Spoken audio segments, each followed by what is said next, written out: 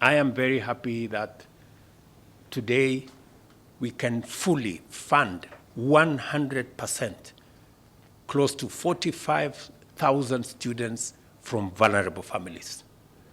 That all of them in our universities, that the children that come from vulnerable backgrounds can be sure that they will go to university and they will not drop out, because the government of Kenya will ensure that they have 100% scholarship. That assurance, that commitment is what is going to create equity in our midst. The rest of us, myself, my deputy here, this good man, and all these people sitting here, these people, nyinyi mnaweza kujitetea hapo kidogo kidogo namna hii. Lakini wale watu wako kwa bottom huko, tafadhali mkubali hawa tuwapatie msukumo. That's how we are going to create an even and an equal, and we are going to create equity in our country. I have said, and let me say it here because this is the correct forum, that to get value from the huge investment we are making in education, if we are investing 630 billion in education, surely we must account for it. We must have a plan on when these people we have invested 630 billion every year, when they get out of the pipeline, when they come out of school, when they come out of college, when they come out of university, what happens to them? It will be irresponsible, maybe reckless for us not to think about what happens to our children when they come out of college. And that is the reason this year we are intentional, we are deliberate on having a plan on how to create jobs. In my boardroom here, I have spent inordinate hours being granular about how many jobs we are going to create, under which program, on which intervention, on which projects, because it is the responsible thing to do. If we are going to invest 630 billion, if we are going to invest 30% of our budget in educating our young people, we must be deliberate on investing in the areas that will create opportunities for them to find work so that their education, their skills, the competencies they have acquired can be meaningful to them, to society, and we can keep a good account of the use of our hard-earned taxes. 29-point-something% of our budget this year is going to education. 628 billion shillings is going to education. And we made it deliberate because we needed to sort out many things. We needed to sort out the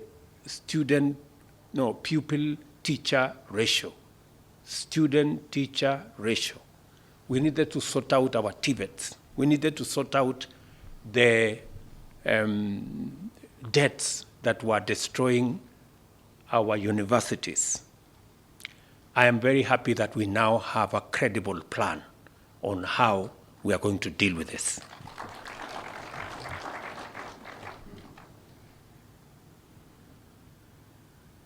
As a result of the investments that we continue to make in education,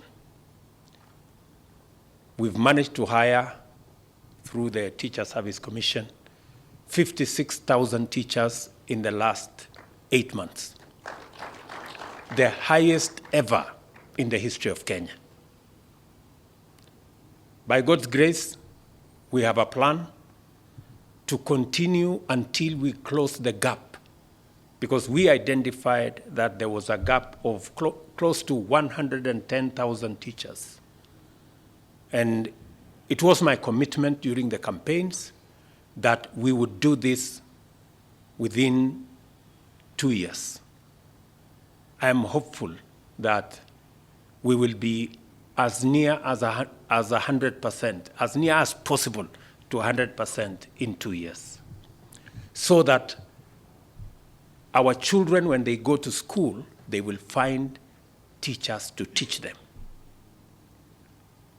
Amongst the many other things that we are working on.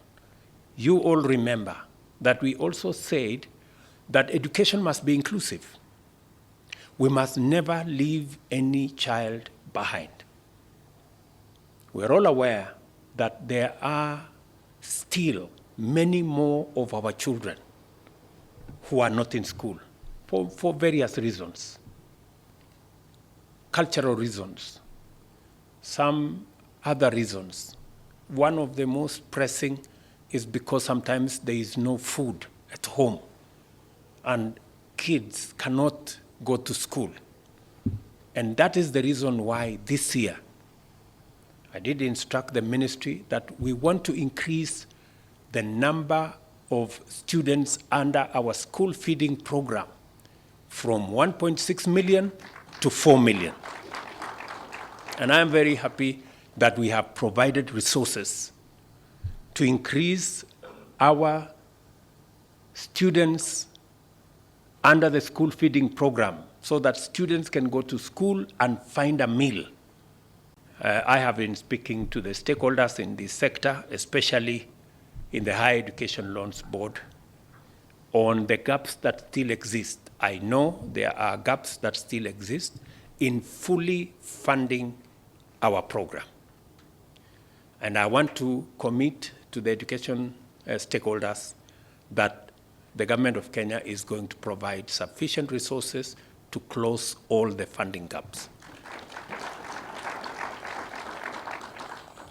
We will provide the resources to make sure that the funding model that we launched the other day for both our TVETs, colleges, and also universities is fully implemented. I have made a commitment because it is the only resource that we have and we are sure about is the human capital. And therefore, whatever it takes, we cannot allow our universities to slip back into debt. We cannot allow our students in TVET not to acquire the skills and competencies that we have set out in our curriculum. We will work consistently. So I am aware that during the budget, there are some gaps that were not properly addressed, but they will.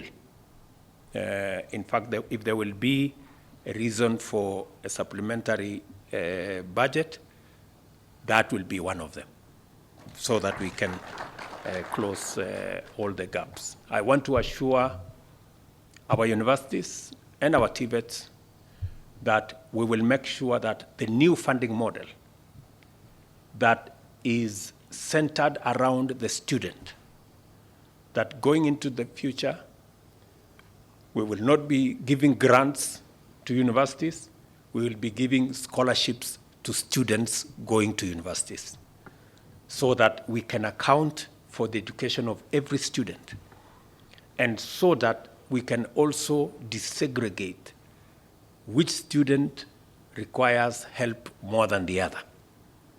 The old funding model treated